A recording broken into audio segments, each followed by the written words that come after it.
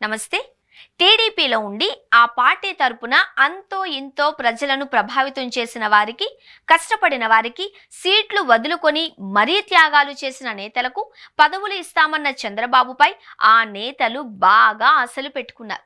మరి ముఖ్యంగా విజయవాడకు చెందిన మాజీ ఎమ్మెల్సీ బుద్దా వెంకన్న, మాజీ ఎమ్మెల్యే వంగవీటి రాధ, మరో మాజీ ఎమ్మెల్యే జలీల్ ఖాన్తో పాటు పిఠాపురంలో జనసేన అధినేత పవన్ కళ్యాణ్ కోసం సీటు వదులుకున్న వర్మలు భారీగానే ఆశలు పెట్టుకున్నారు. ఏదో ఒక పదవి దక్కకపోతుందా అని ఎదురు చూశారు. అయితే ఇప్పుడు వీరాశలు అడియాసలయ్యేలా కనపడుతున్నాయి. అసలు వీరి బాధలు ఎలా ఉన్నాయో ఆ కథేంటో చూడండి. గత ఎన్నికల్లో త్యాగాలు చేసి సీట్లు వదులుకున్న వారెవ్వరికీ ఇప్పటి వరకు ఛాన్స్ దక్కలేదు. వీరిలో వర్మ, బుద్దాలకు మరో బాధ కూడా వెంటాడుతోంది. వారు అసలు ప్రజల్లోకి రాలేకపోతున్నారు. ఎన్నికలకు ముందు బుద్ద తనకు అనకాపల్లి ఎంపీ సీట్ వస్తుంది అని, విజయవాడ వెస్ట్ ఇస్తున్నారు అని తెగ ప్రచారం చేసుకున్నారు. కానీ ఆయనకు సీట్ రాలేదు. కనీసం ఆయన పేరు కూడా ఎక్కడా వినిపించలేదు.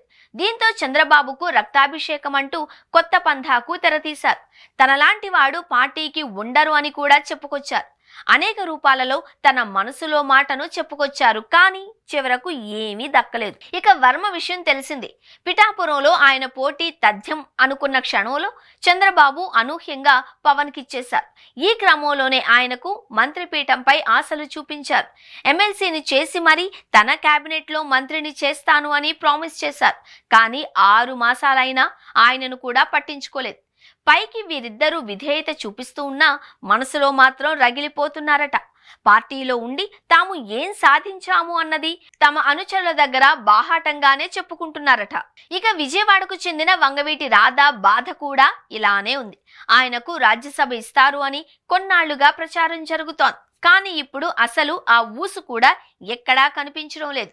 మైనారిటీ నాయకుడు జలీల్ ఖాన్ పరిస్థితి కూడా ఇలానే ఉంది. దేవినేని ఉమా వంటి వారు కూడా ఈ ఆవేదనతో ఉన్నా ఆయనకు కూడా రాజ్యసభ ఇస్తారు అని ప్రచారంలో ఉంది. కానీ ఇప్పుడు అన్ని ఈక్వేషన్లు మారుతున్నాయి. పార్టీలో అసలే కమ్మనేతలు ఎక్కువగా ఉన్నారు. ఇంత గట్టి పోటీలో కమ్మనేత ఉమాకు రాజ్యసభ పదవి వస్తుందా అన్న డౌట్ ఆయనకే ఉంది. ఎవరికి ఈ పెద్దల సభ యోగం పడుతుందో తెలియదు.